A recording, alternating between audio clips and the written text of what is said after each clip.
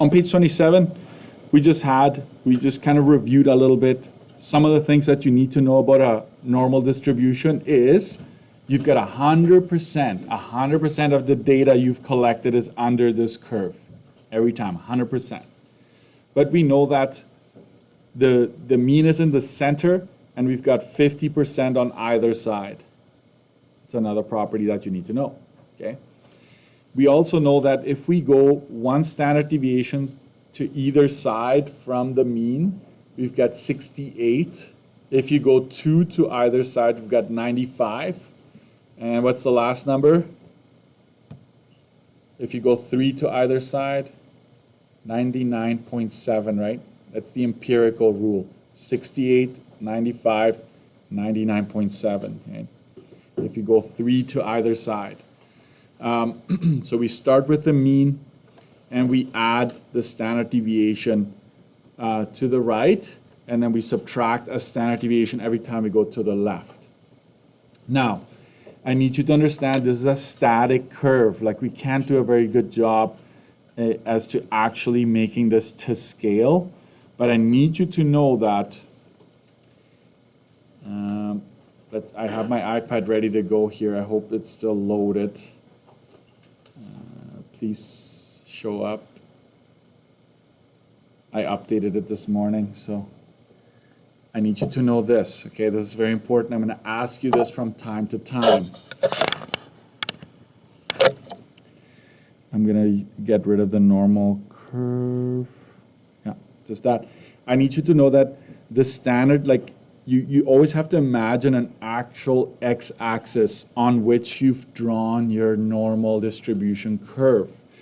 And if you change the mean, let me just get this here. If you change the mean, I'll also get rid of this for now. If you change the mean, the center of the curve is lower or higher, okay? So let's say I compare your tests. I compare the design and measurement test we did at the very beginning of the year, and I figure out, I do the calculations, and your average is low on that one. And then I also compare the one on the quadratics unit on the same grid. That curve would be probably higher up. Your average is probably a bit higher. I'm just making stuff up right now. I don't know the actual numbers, okay? I'm just making stuff up. I'm just saying you could have two bell curves on the same graph where the mean tells you where's the center of this bell curve, where along the x-axis is it, and the standard deviation does what? If you have a large standard deviation, the curve, like the actual distance between the mean and one standard deviation gets bigger, right? Like the gap width gets bigger. It's almost like you're making bars that are wider. Okay, so your curve will flatten. If you have a small standard deviation, right, you pinch that, it gets steeper and steeper because the bars become thinner. Okay, so that's one thing that you need to understand, that this is all actually fluid. It's not static, right? Like once you graph it, it just stays that way, but we could actually compare two different types of scenarios, okay? But for our purposes, if I ask you to graph, just make sure the gaps are equally spread out. You start with your mean at the center, add a standard deviation every time, subtract a standard deviation every time, put in the percentages, label, and sometimes I'll ask you to do the z-score. We'll learn more about the z-score today, okay? But it's just 0, 1, 2, 3, -1, -2, -3. It's almost, okay guys, this is not quite the same analogy, but it's almost as if I asked you, put the temperature in Celsius and then Fahrenheit, right? The temperature of this room is the same whether you say Celsius or Fahrenheit, but you'll learn that the z-score is something we can use. It's standardizing everything. It's standardizing everything. That's what a z-score does, so we'll look at that a bit more. All of this just to keep answering questions, all right? But you're gonna have to do this today, so be comfortable with that, okay? So then I ask you, what percentage of cans we'll have a volume of at least, there's the wording that I introduced, at least 360 milliliters. What does that mean? Some students get confused by the at least. What does that mean, more or less? If I say at least, what does that mean? 360.5 or more. Okay, translate.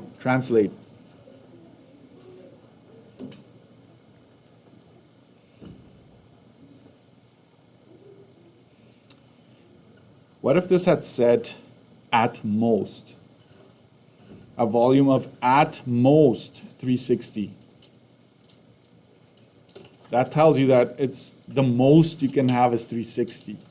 So I'm really saying 360 or less. Okay, so that the wording is key or else you get it wrong, okay?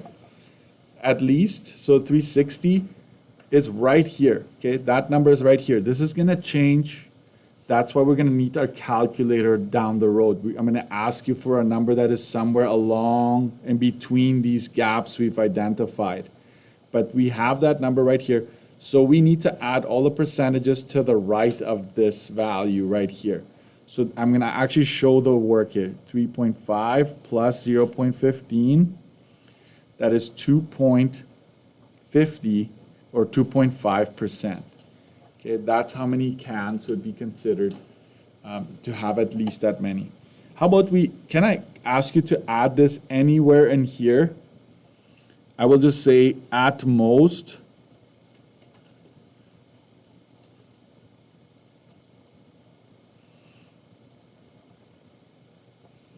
Like, let's do a question mark for that, right? Like, what if the question had said 360.5 at most? Okay. That means, translation, 360.5 or less.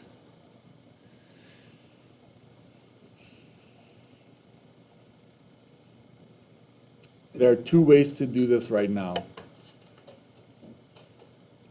360 or less would be what? You go from here and you add up all the percentages to the left of that. But that's a lot of work. Can we go 100% minus 2.5%? Can we do that instead?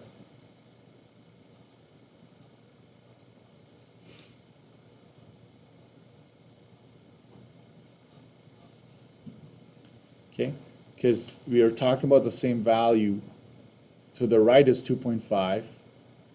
Cans that have less would be to the left, right? So us knowing that everything is 100%, we just subtract the 2.5 from it. So now we have that. Or let's do it the other way. 13.5 plus 34 plus 34 plus 13.5 plus 2.35 plus 0.15. And you're just going to trust me that that's 9.7%, okay?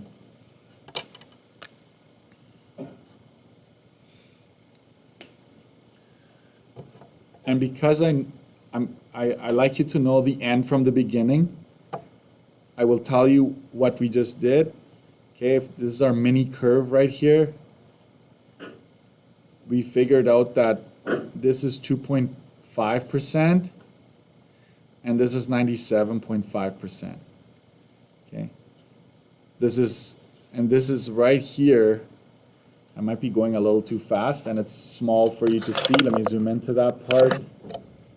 This is our 360.5 right here. I'm going to write that with a red pen.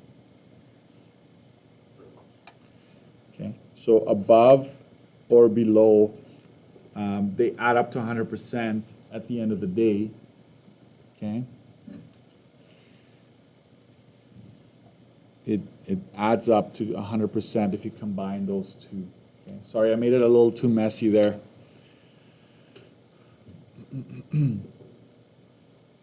All right, so C. Also, I want to make a note of this. Make sure you understand this. What percentage can be replaced by what is the probability of a can having at least 360.5? Okay, so probability can also be used instead of what percentage. Okay, what's the likelihood? All of that. Okay, What percentage of cans will have a volume between this and this? We have a start and a stop, okay?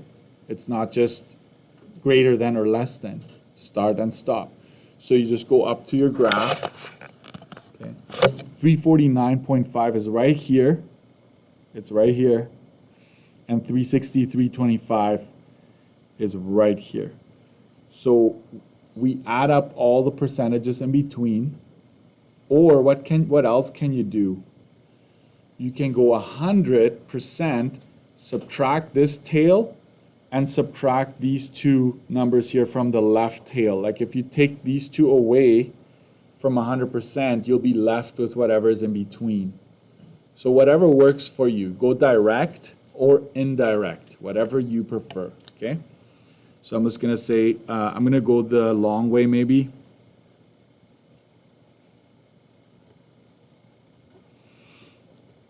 Is that it? 13, and 2.35. I don't have the key on me here for whatever reason.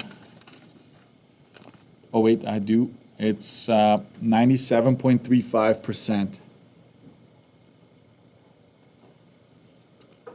You can see that. And I'll make a little mini graph here. Okay, so from here to here, you just figured out that this is 97.35%, right? And we use those reference numbers to help us out. And then D, if a company removes cans that will have a volume that is less than this and greater than this, we're removing them, okay? Why would you want to do that as a company? You might get sued if your cans have less than what you claim, right? Or if it's more, now you're losing, right? As a company, now you're losing, or maybe those cans will pop. There's a higher risk of, right, them popping or whatever if the temperature rises in the truck, you name it. But anyways, they're being removed. Watch this. This is where things change. How many cans? Not percentage, not probability, but how many cans will be removed after producing 25,000 cans. Technically should have given you a little bit more space on that one. Okay, so let's make a little mini graph here.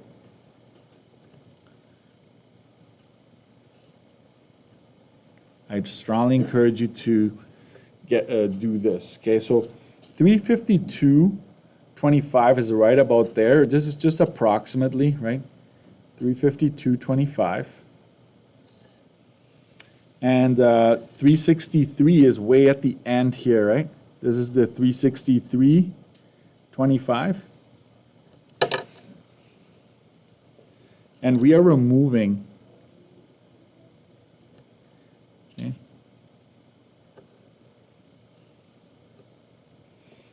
We're removing this and we're removing that, okay?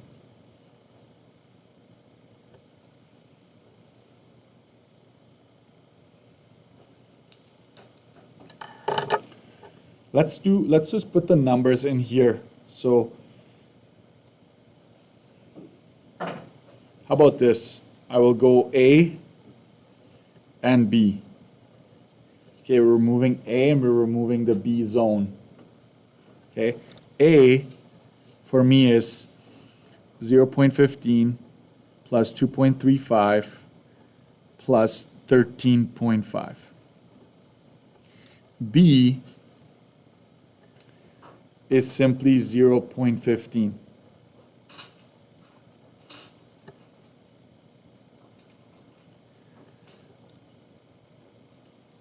For this part, am I getting this right here? Yeah, this is 16% here. And this is 0.15%. Please don't mix that up. So what percentage is being removed? 16.15%. Removed. So now we just have to find out how many. Number of cans we're going to do it this way, 0.1615. So we divide this by 100, and we multiply it by the number of cans that have been produced. This is going to be our final answer. We get 4,037.5. We can't have that because this is the number of cans, so it's approximately 4038. Okay. So this would give you 1 mark, getting the 16.15, and this would give you the 2nd mark in this question. So this would be definitely a 2-mark question that you're looking into. So this is your final answer there. The z-scores we're not going to talk about yet. I'm going to do that after our AC. Okay.